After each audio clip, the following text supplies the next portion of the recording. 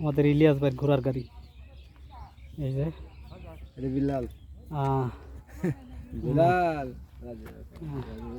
এই ঘোড়ার গাড়ি করেই দূর দূরান্ত থেকে ফসল নিয়ে আসে। যানবাহনের একমাত্র মাধ্যমে ছিল ঘোড়ার গাড়ি।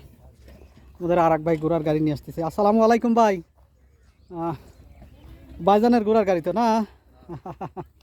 আল্লাহু আকবার। এখন কত দূর যাবেন মাল আনতে? গঙ্গা দিয়া আর টাওয়ার ওখানে যাবেন। আচ্ছা আচ্ছা, মাশাআল্লাহ আপনার ঘোড়াটা সুন্দর আছে। ওটাও তো ভালোই, অনেক বড় ঘোড়া আলহামদুলিল্লাহ।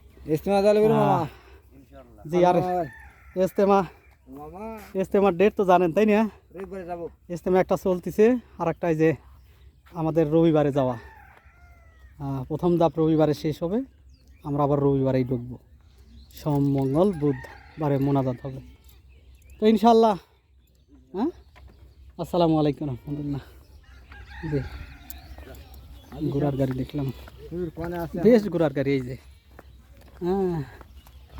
এই ঘোড়ার গাড়ির মাধ্যমে দূর দূরান্ত থেকে ফসলাদি নিয়ে আসে। রাস্তা অনেক ধুলাবালি রাস্তা। এখানকার যানবাহন আসলে শুধু ঘোড়ার গাড়ি। আসসালামু আলাইকুম রহমতুল্লাহ। ভালো আছে না? আমি একটু আপনাদের এলাকার কিছু নিতেছি আর কি।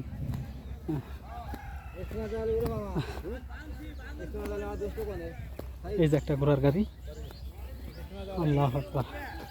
ওই যে আমাদের হাজী সাহেব অপেক্ষা করতেছে। আল্লাহু আকবার। আমরা আমাদের গন্তব্যে মোটামুটি চলে আসছি। আমাদের আর সারাদিনের কার্যক্রম শেষ। আল্লাহু আকবার। হাজী সাহেব আসসালামু আলাইকুম। আল্লাহ খানা খাওয়াইছে না হাজী সাহেব? আমরা এত খানা খাইছি, বিশ্বাস করেন। আসতেছি দেখি উঠানের মধ্যে এই অনেক লোকের খাওয়াইতেছে, মানে ওই কাজ করে ওই বাড়িতে কাজের লোক। কারণ ওই ভাই আমাদের দেখেই জোর করে দড়িয়ে বসা খানা খাওয়াইলো। এই বিশাল খিচুড়ি, এই দেশের যে কোলের খিচুড়ি, মাসকলের খিচুড়ি, আর হচ্ছে পায়েস। যে হাজী সাহেব ভিডিও করতেই দেয় না, হাজী সাহেব দিক ধরতেই দেয় না। হাজী সাহেব আসলে ভিডিও হয় না।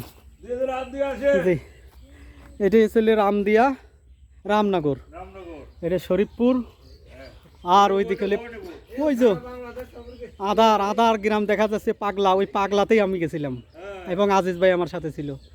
পূর্ব পাগলা থেকে আমরা চলে আসছি পশ্চিম পাগলা থেকে শরীফপুর থেকে আমরা এখন এই আমাদের গন্তব্যে চলে আসছি। এখন আমরা বাড়িতে যাবো ইনশাআল্লাহ।